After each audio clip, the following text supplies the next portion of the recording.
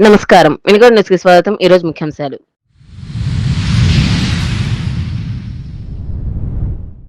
బొల్లాపల్లి మండల కేంద్రంలో ఉచిత వైద్య శిబిరం. ఏబీ నేజర్ వ్యాలీ హెల్త్ సర్వీసెస్ వారి ఆధ్వర్యంలో ప్రతి ఏడాది నిర్వహణ.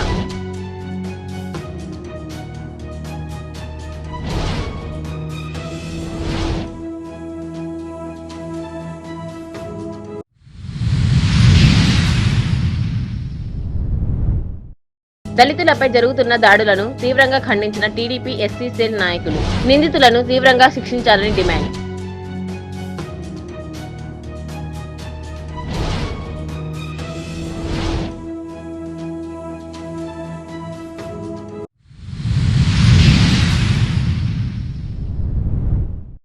బొల్లాపల్లి మండల కేంద్రంలో ఇమ్మానియల్ క్రిస్టియన్ అసెంబ్లీ వారి ఆధ్వర్యంలో ఆదివారం ఉచిత మెగా వైద్య శిబిరం నిర్వహించారు. వైద్య సేవకులు సికా జోసెఫ్ సారథ్యంలో నిర్వహించిన ఈ వైద్య శిబిరంలో వైద్యులు ఉచితంగా వైద్య సేవలను అందించారు. ఈ సందర్భంగా సికా జోసెఫ్ మాట్లాడుతూ ఏబీ నేజర్ వ్యాలీ హెల్త్ సర్వీసెస్ వారి ఆధ్వర్యంలో ప్రతి ఏడాది ఈ వైద్య శిబిరం నిర్వహించడం జరుగుతుందని పేర్కొన్నారు. పేదలు నివసిస్తున్న ప్రాంతాల్లోని ప్రజల ఆరోగ్యం కోసం ఇటువంటి సేవలు చేపడుతున్నామని, దీనికి సహకరిస్తున్న వైద్యులకు ప్రత్యేక కృతజ్ఞతలు తెలిపారు. కార్యక్రమంలో పాస్టర్ శిఖ సువర్ణ, యేసురత్నం తదితరులు పాల్గొన్నారు. ఎబినేజర్ వ్యాలీ హెల్త్ సర్వీసెస్ ద్వారా ప్రతి సంవత్సరం గ్రామాలలో గ్రామస్తుల యొక్క ఆరోగ్య పరిస్థితులను పరిగణలోకి తీసుకొని వారికి ఆరోగ్యాన్ని గురించిన అవగాహన కల్పించాలి అని, మెరుగైన జీవన శైలిని వారు కొనసాగించినట్లుగా వారి కొంత ఆరోగ్యపరమైన అవగాహన కల్పించడం కొరకై Ebenezer valley health services Bollapalli గ్రామంలోని ఇమ్మాన్యుయల్ క్రిస్టియన్ అసెంబ్లీ సహకారంతో ఈ క్యాంప్స్ నిర్వహిస్తూ ఉండగా ఈ సంవత్సరం కూడా 25వ తారీఖు ఈ క్యాంప్ నిర్వహించడానికి మేము చాలా సంతోషిస్తున్నాం. ప్రజలు ఆరోగ్యంగా ఉండాలి.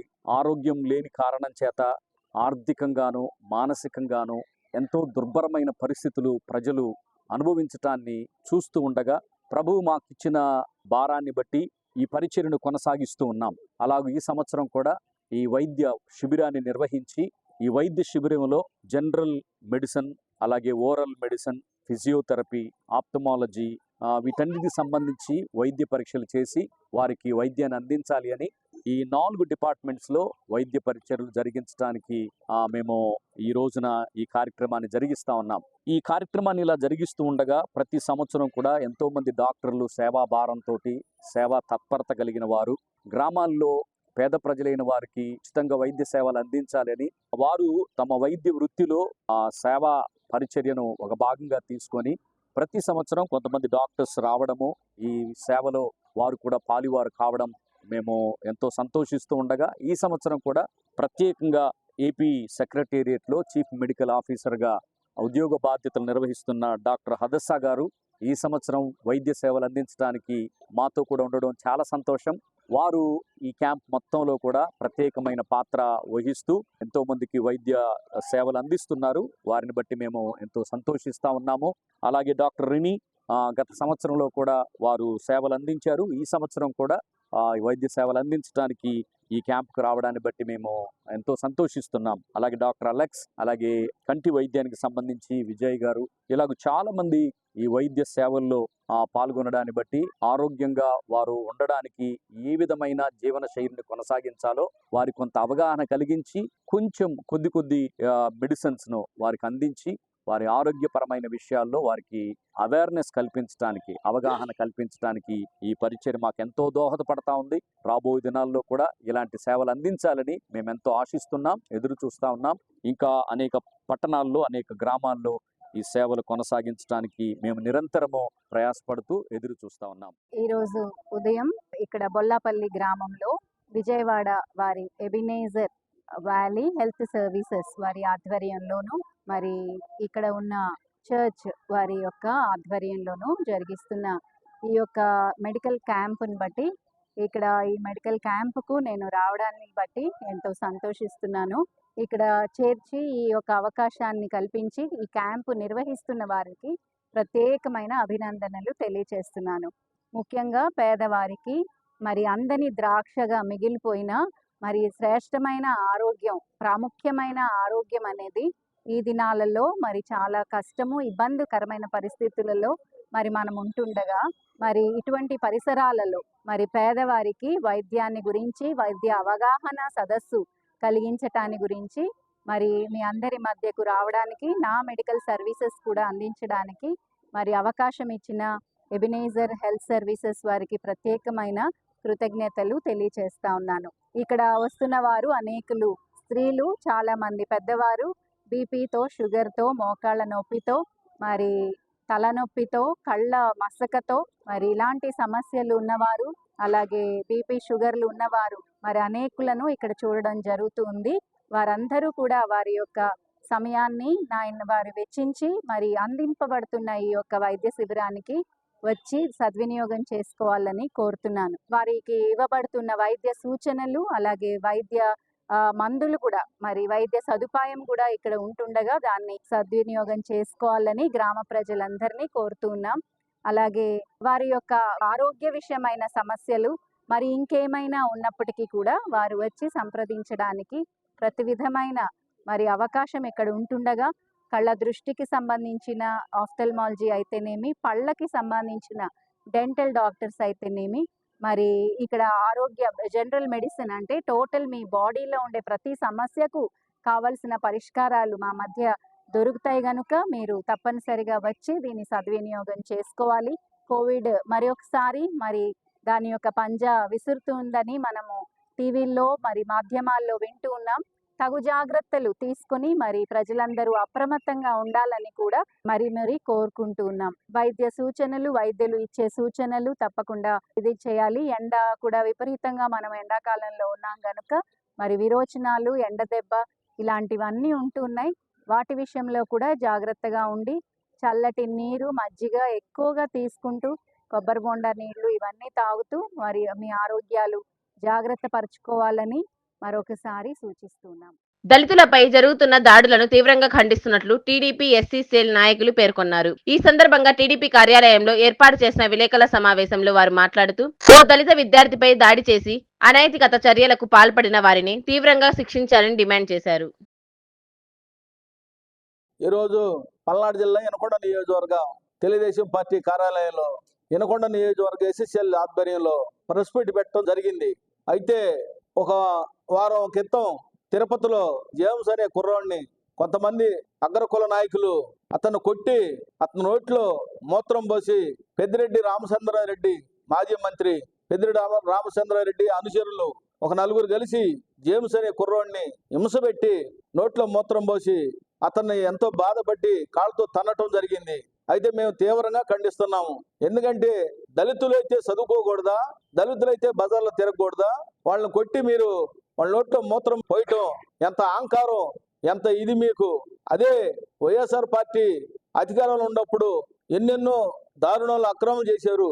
ఇప్పుడు కూడా మీరు చేయాలంటే మీకు సెలవు ఇట్టాడి. ఇప్పుడు తెలుగుదేశం పార్టీ అధికారంలో ఉంది.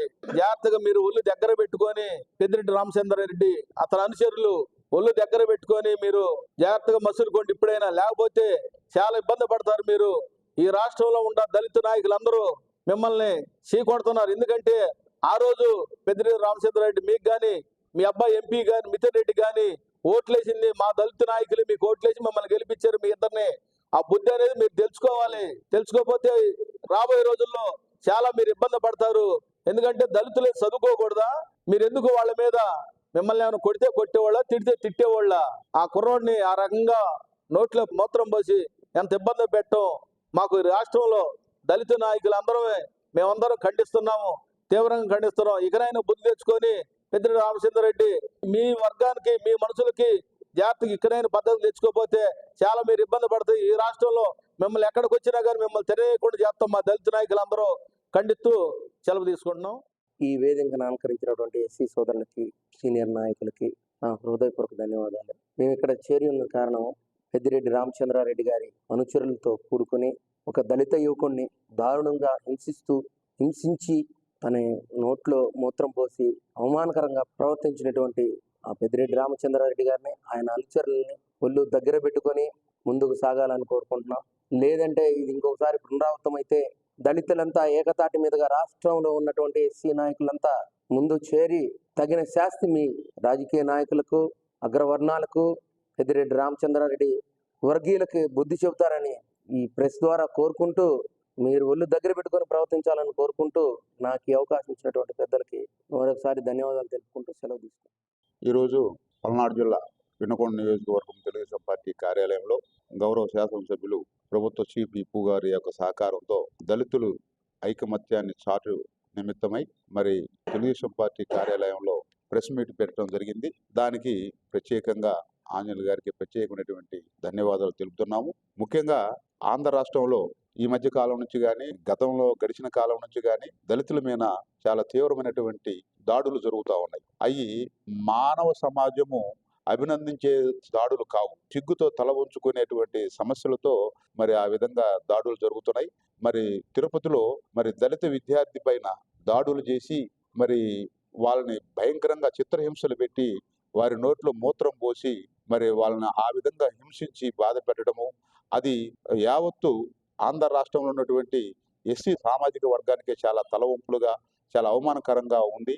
కాబట్టి అది మేమందరం కూడా ముక్త కంఠంతో దాన్ని ఖండిస్తున్నాము. మరి తిరుపతి ఎస్పీ గారు దాని మీద విచారణ జరపగా పెద్దిరెడ్డి రామచంద్రరెడ్డి గారి అనుచరులని మరి వాళ్ళ వర్గము, వాళ్ళ వర్గీయులు అతని మీద దాడి చేసి అతన్ని హింసించారని ప్రాథమిక విచారణలో తేలింది. నేరానికి పాల్పడినటువంటి వ్యక్తులు ఎంతటి వారైనా సరే మరి తప్పనిసరిగా చట్టపరంగా వాళ్ళని శిక్షించాలని, ఎస్సీ వర్గానికి న్యాయం చేయాలని ఈ యొక్క సమావేశం పూర్వకంగా మేము కోరుకుంటున్నాము. ఆ విధంగానే మరి ఆంధ్ర రాష్ట్రంలో మరి పిఠాపురం నియోజకవర్గంలో, ఆ విధంగా నెల్లూరు జిల్లాలో మరి ఎస్సీలని సాంఘిక బహిష్కరణ చేయటం జరిగింది. మరి ఎటువంటి నేరాలు చేస్తే వాళ్ళు సాంఘిక బహిష్కరణ చేస్తున్నారో ఏమో తెలియదు, కానీ అది సాంఘిక బహిష్కరణ అనేది సభ్య సమాజం తలదించుకున్నటువంటి హేయమైనటువంటి చర్యలు అని, మరి వాళ్ళు ఏదన్నా నేరానికి పాల్పడితే అది చట్టానికి అప్పచెప్పాలా, చట్టపరంగా చర్యలు తీసుకోవాలే తప్ప ఒక వ్యక్తిగా మీరు వాళ్ళని హింసించడం, వాళ్ళ మీద చర్యలు తీసుకోవటం అనేది సబబైన పని కాదు. ఇటువంటి చర్యలకు మీరు కంటిన్యూ అయితే మాత్రం తప్పనిసరిగా ఆంధ్ర రాష్ట్ర వ్యాప్తంగా ఎస్సీ సామాజిక వర్గం ఒకటయ్యి ఖచ్చితంగా మీకు బుద్ధి చెప్పే రోజులు ముందు ఉంటాయని ఈ యొక్క సమావేశం ముఖంగా మేము సమాజానికి తెలియజేయడం జరుగుతుంది. కాబట్టి ఇక నుంచైనా మనుషులుగా బ్రతుకుదాము, మనుషులుగా ప్రేమించుకుందాము, మనసుగా ఆదరించుకుందాము. మమ్మల్ని మీ యొక్క అభివృద్ధిలో మేము భాగస్వాములమయ్యాం. ప్రతి రంగంలో మేము ఉంటేనే, ఎస్సీ దళిత వర్గం ఉంటేనే మీరు అక్కడ సంపదలు సృష్టించుకొని అగ్రస్థానంలో కూర్చోగలుగుతున్నారే తప్ప మేము లేకుండా మీకు సంపదలు రావు. ఇది వాస్తవం. మా శ్రమ మీద ఆధారపడింది మీ సంపద, మీ సుఖము, మీ సౌఖ్యం అంతా కూడా మా శ్రమ మీద, మా యొక్క కష్టార్జితం మీద ఆధారపడి ఉంది. మా కష్టాన్ని దోసుకొని మమ్మల్ని మీరు మళ్ళా సమాజంలో మరి హీనంగా చూడటం అనేది ఇది సబబైన పని కాదు. కాబట్టి భవిష్యత్తులో ఇటువంటి సంఘటనలు జరగకుండా మనం అందరము సోదర భావంతో కలిసిమెలిసి బ్రతకాలని, మరి చంద్రబాబు నాయుడు గారి నాయకత్వంలో మంచి పరిపాలనను అందించుకోవాలని, ఆ విధంగా మనం ముందుకు నడవాలని ఈ సభాముఖంగా నేను కోరుకుంటూ, ఈ అవకాశం ఇచ్చినటువంటి మా ఆంజనేయులు గారికి, ఆ విధంగానే మా ఎస్సీ వర్గం నాయకులకి దాసరి కోటేశ్వరరావు గారికి ప్రత్యేకమైన ధన్యవాదాలు తెలియజేస్తూ, ఈ అవకాశం ఇచ్చినటువంటి మా యొక్క ఎస్సీ వర్గాల అందరికి కూడా కృతజ్ఞతలు తెలియజేస్తూ సెలవు తీసుకుంటాం. రైతులకు కావాల్సిన అన్ని రకాల విత్తనాలను 90% సబ్సిడీపై కూటమి ప్రభుత్వం రైతులకు ఇవ్వాలని ఈ నెల 26వ తేదీన పల్నాడు జిల్లా కలెక్టర్ కార్యాలయం వద్ద జరుగు ధర్నాను పల్నాడు జిల్లా రైతులు పెద్ద సంఖ్యలో పాల్గొని జయప్రదం చేయాలని రైతులకు ఆంధ్రప్రదేశ్ రైతు సంఘ పల్నాడు జిల్లా ప్రధాన కార్యదర్శి ఉలవపూడి రాము పిలుపునిచ్చారు. అందులో భాగంగా పల్నాడు జిల్లా రొంపిచర్ల మండలం రొంపిచర్ల గ్రామంలో ప్రచార కార్యక్రమాన్ని నిర్వహించడం జరిగింది.